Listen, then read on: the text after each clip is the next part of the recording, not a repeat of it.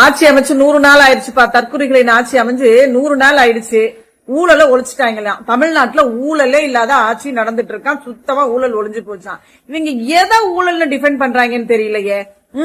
என்னைக்கு அமமுக எம்எல்ஏ காமராஜ் காருக்குள்ள உட்காந்து கையெழுத்து போட்டாரோ தலைவருக்கு தெரியாம, டிடிவி தினகரனுக்கு தெரியாம இந்த ஆட்சிக்கு ஆதரவு கொடுத்து கையெழுத்து போட்டாரோ அன்னையில இருந்து ஆரம்பிச்சிருச்சு இங்க ஊழல். மறுநாள்ல இருந்து சோஃபாக்கள் அனுப்பிச்சு ஒவ்வொரு கூட்டணி கட்சி, திமுக இருந்த கூட்டணி கட்சிகளை வெளியில கொண்டு இவங்க கட்சிக்கு ஆதரவு கொடுக்க வச்சாங்கல்ல, அதுல இருக்குது ஊழல். அதுக்கு அப்புறமும் குதிரை பேரம் பேசப்பட்டு ஒவ்வொரு கட்சியில இருக்கிற எம்எல்ஏக்கள் எல்லாரையும் விலைக்கு வாங்கி தான் கட்சிக்குள்ள கொண்டு அவங்க எல்லாம் ரிசைன் பண்ண வச்சு தான் கட்சிக்குள்ள கொண்டு பொறுப்புகளை கொடுத்து இன்னைக்கு பொத்தி பாதுகாத்து வச்சிருக்காங்கல்ல, அதுல இருக்கு ஊழல். எதுல இல்ல ஊழல்? இந்த தாவை கட்சியிலையும் சரி அரசாங்கத்திலையும் சரி இவங்க ஊழலை ஒழிச்சுட்டாங்க. எங்க ஊழலை ஒழிச்சாங்க?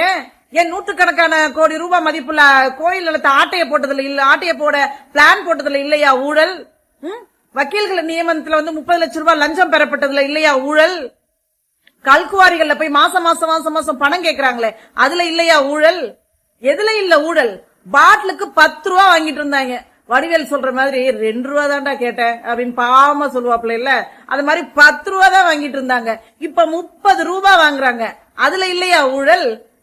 அந்த 30 ரூபாயும் பார்ட்டி ஃபண்டுக்கு போதா, கவர்மெண்டோட கஜானாவுக்கு போதா? அப்படி கவர்மெண்டோட கஜானாவுக்கு போச்சுன்னா ஏன் இன்னும் மக்களுக்கு 2500 ரூபாய் மாசம் இன்னும் கொடுக்கல? குடும்ப தலைவிகளுக்கு மாசம் 2500 ரூபாய் கொடுக்கறதாக வாக்குறுதி கொடுத்தாங்க இல்லையா, அது ஏன் இன்னும் கொடுக்கல? 6 சிலிண்டர் ஏன் கொடுக்கல? தமிழ்நாடு முழுவதும் பெண்மணிகளுக்கு ஃப்ரீயா பஸ் கொடுக்கறோம்னு சொன்னாங்களே, அது ஏன் இன்னும் விடல? இன்னும் எத்தனையோ வாக்குறுதிகள் இருக்குது, அள்ளி விட்டார்ல, அதெல்லாம் ஏன் இன்னும் நிறைவேற்றப்படல? பணம் இல்லன்னு தானே சொல்றாங்க. அப்ப இந்த பணம் எல்லாம் எங்க போகுது?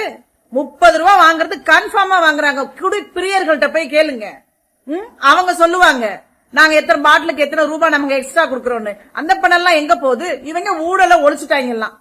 ஒரு எலக்ட்ரீஷியன் வராரு, ஒரு கவர்மெண்ட் லைன்மேன் வராரு, நம்ம வீட்டுல இது ஏதாவது பியூஸ் போயிடுச்சுன்னா பாக்குறதுக்கு அவருக்கு ஒரு 100 ரூபாய் 200 ரூபாய் கொடுத்து வேலை பார்க்க சொல்றோம் இல்லையா, அத ஊழல்னு சொல்றாங்க. ஒரு கவர்மெண்ட் ஆபீஸ்க்கு போறோம் இல்லையா, அங்க போனா ஒரு கிளர்க் கிட்ட ஒரு யாரை கிட்ட ஒரு 500 ரூபாய் 1000 ரூபாய் கொடுத்து எங்க வேலையை கொஞ்சம் சீக்கிரம் முடிச்சு கொடுங்கன்னு சொல்லி லஞ்சம் கொடுக்கறோம் இல்லையா, அது ஒளிஞ்சு போச்சான். அதுதான் ஊழலாம்.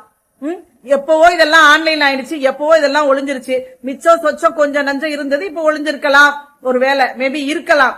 அததான் இவங்க ஊழல்னு டிஃபைன் பண்றாங்க. ஆனா நூற்றுக்கணக்கான கோடி, அத்தனாயிரம் கோடி இத்தனாயிரம் கோடி எல்லாம் இவங்க அடிச்சிட்டு இருக்காங்களா, அதெல்லாம் ஊழல் இல்லையா? இதுதான் ஊழலாம்.